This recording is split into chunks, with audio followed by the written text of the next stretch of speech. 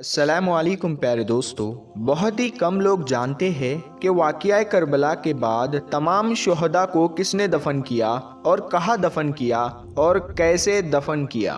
پیارے دوستو، آج کے اس ویڈیو میں ہم آپ کو بتائیں گے حضرت امام حسین اور تمام شہداء کو کس نے دفن کیا اور حضرت امام حسین رضی اللہ تعالی عنہ کا سر مبارک کہاں دفن ہے۔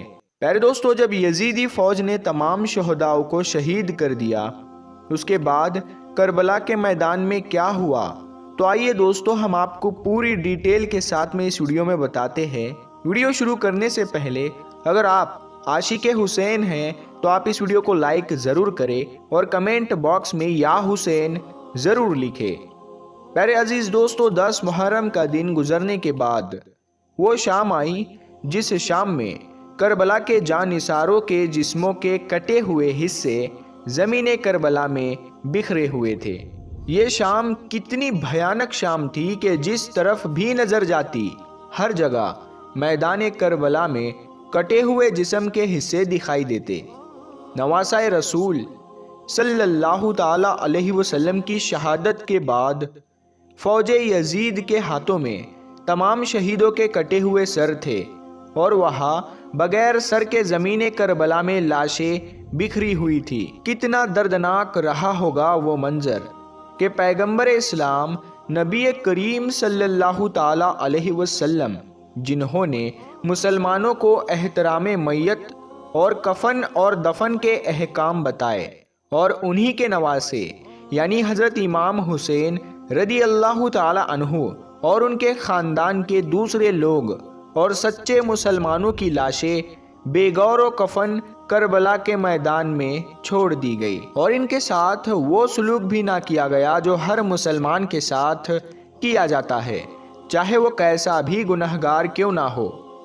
یہ منظر اتنا بھیانک اور دردناک تھا کہ کسی بھی انسان کے برداشت سے باہر تھا، مگر اسیران کربلا نے اسے بھی برداشت کیا، اور یتیموں اور بیواؤں کا قافلہ شہداء کی لاشوں کو بے غسل و کفن دیکھ کر کوفہ روانہ ہو گیا۔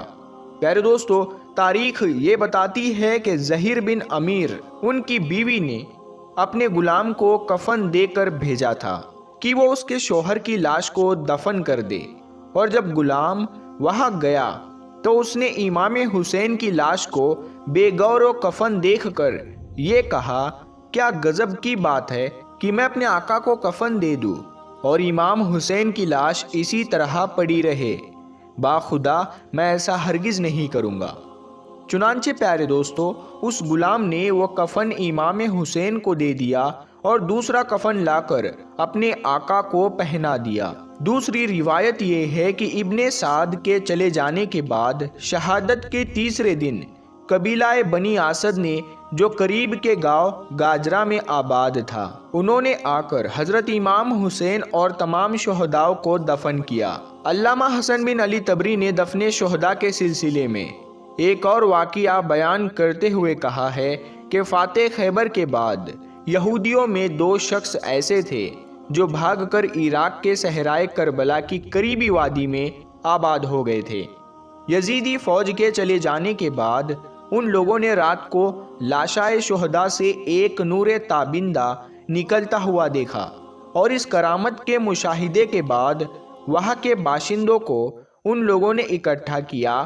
یہ لاشیں اولیاء خدا کی معلوم ہوتی ہے، لہٰذا ان کو دفن کیا جائے اور سعادت حاصل کی جائے۔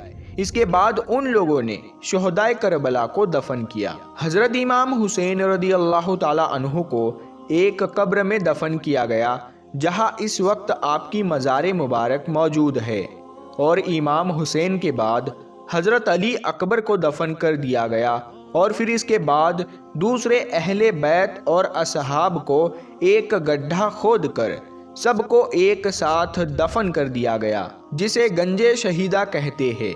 اور حضرت عباس، جو نہر فرات کے کنارے گاجرا کے راستے میں شہید ہوئے تھے، اسی لیے انہیں وہیں پر دفن کر دیا گیا جہاں آپ کا اس وقت روضہ مبارک موجود ہے۔ پیارے دوستو، دوسرے شہداء کی قبروں کا یقین نہیں کیا جا سکتا۔ ان کے متعلق صرف یہ معلوم ہے کہ وہ امام حسین کے ارد گرد دفن ہوئے ہیں۔ حضرت امام حسین رضی اللہ تعالی عنہ کا سر مبارک کہاں دفن ہے؟ اس سلسلے میں بہت سا اختلاف پایا جاتا ہے۔ اس میں کئی ساری روایت آتی ہے۔ ایک روایت میں آتا ہے حضرت امام حسین رضی اللہ تعالی عنہ کا سر مبارک دمشق میں تدفین کیا گیا ہے۔ ایک روایت کے مطابق آپ کا سر مبارک کربلا شریف لایا گیا اور آپ کے جسم مبارک کے ساتھ آپ کے سر مبارک کو تدفین کیا گیا۔ ایک روایت یہ بھی ہے کہ آپ کے سر مبارک کو مدینہ شریف لے کر آئے اور آپ کی والدہ حضرت سیدہ فاطمہ کی قبر کے بازو میں تدفین کر دیا گیا۔ اور دوستو، جب امام حسین اور شہداء کا سر جب یزید کے دربار میں لے جایا گیا تو یزید نے کیا کیا؟ امام حسین کے سر مبارک کے ساتھ جب شہداء کے سر اور کربلا کے قیدی جب دمشق میں داخل ہوئے تو یزید نے دربار آراستہ کیا اور تمام رؤساء اور سرداران مملکت کو جمع کیا۔